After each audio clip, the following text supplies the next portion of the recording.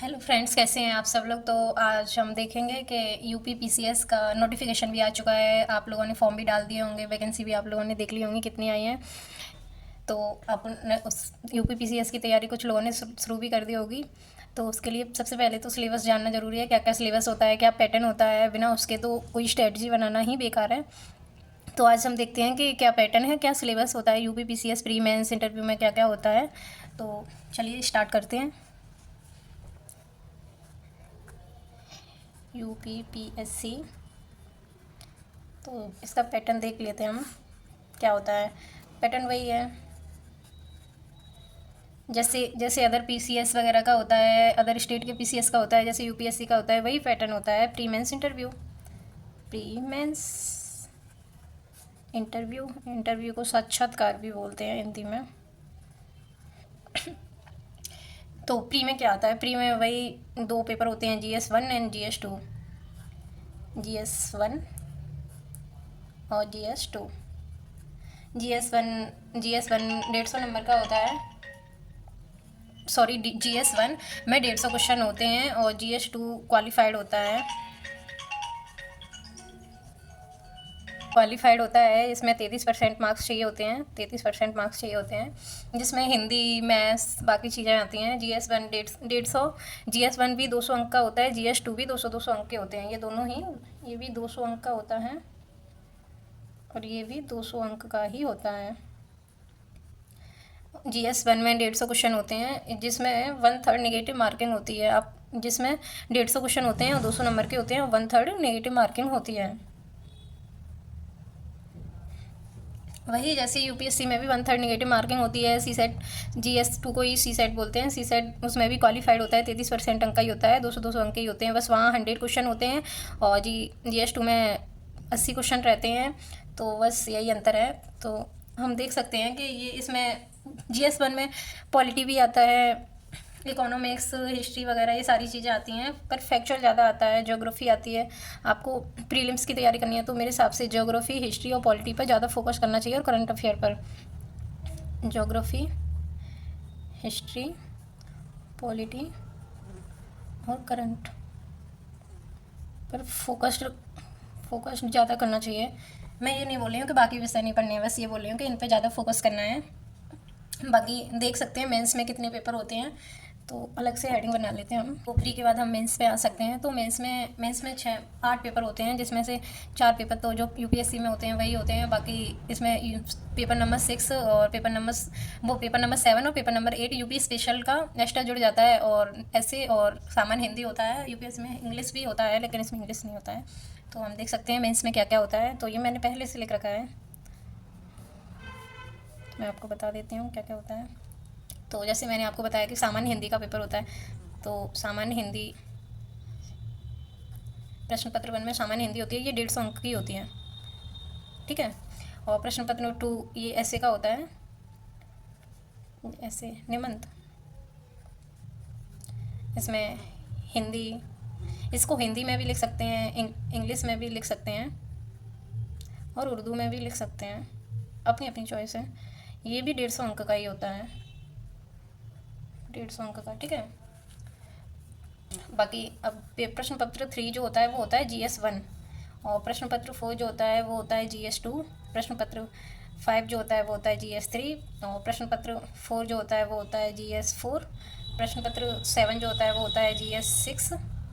GS 5 मैंने Roman में ही लिख दिया है, गलती हो गई, आप लोग इसको 1 2 3 कर लीजिएगा। और ये प्रश्न पत्र 8 जो होता है वो होता है जीएस 6।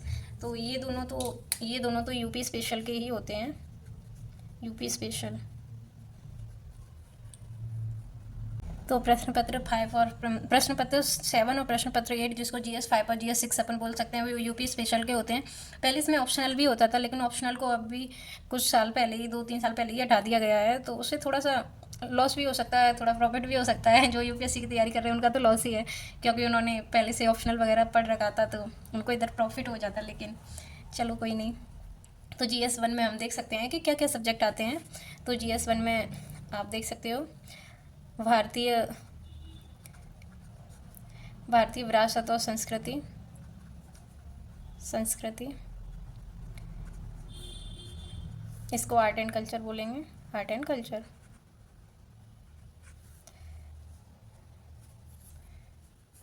विश्व का भूगोल, सॉरी, विश्व का इतिहास और भूगोल तो दोनों ही आएगा, विश्व का इतिहास, वर्ल्ड हिस्ट्री। भूगोल, भूगोल इंडिया और विश्व का दोनों ही होगा, जिसको इंग्लिश में ज्योग्राफी बोलेंगे। मैं दोनों लैंग्वेज में लिख रही हूँ, मेरे को कंफर्टेबल तो हिंदी इंग्लिश, वैसे भी मैं दोनों में कर लेती हूँ। समाज, जिसको सोसाइटी बोलेंगे। तो आप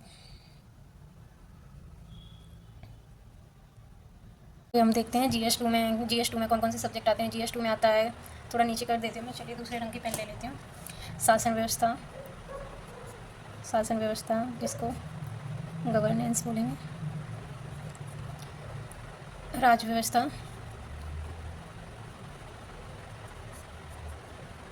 पॉलिटी, कॉन्स्टिट्यूशन, कॉन्स्टिट्यूशन जिसको संविधान। और सामाजिक न्याय, सामाजिक न्याय जिसको बोलेंगे सोशल जस्टिस, सोशल जस्टिस। और अपना ये रह गया IR, इंटरनेशनल रिलेशन जिसको बोलते हैं अंतर्राष्ट्रीय संबंध।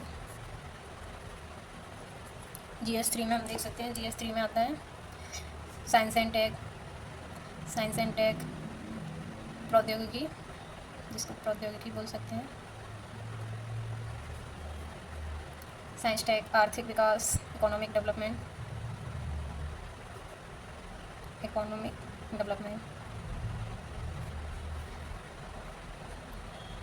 बायोडाइवर्सिटी, जैव विविधता। बाकी इन्वायरमेंट को तो पर्यावरण आपको पता ही है सबको, इसको क्या हिंदी में लिखना है। इन्वायरमेंट रहा, सिक्योरिटी रही, सुरक्षा जिसको, और डिजास्टर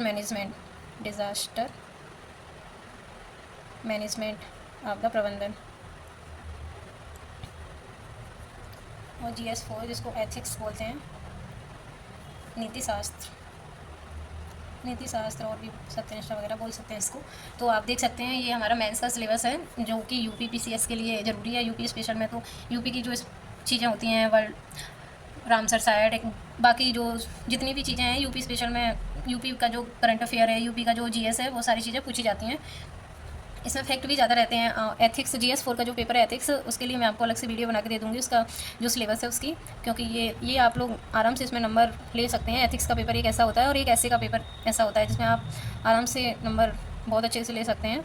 तो आज का हम यहीं समाप्त करते हैं, बाकी अगली वीडियो बाद में दे दूँगी एथिक्स के लिए। और इंटरव्यू तो पहले इतना कर लो, तो इंटरव्यू तो फिर कोचिंग वाले करवा ही देते हैं, सबको अपना रिजल्ट चाहिए होता है।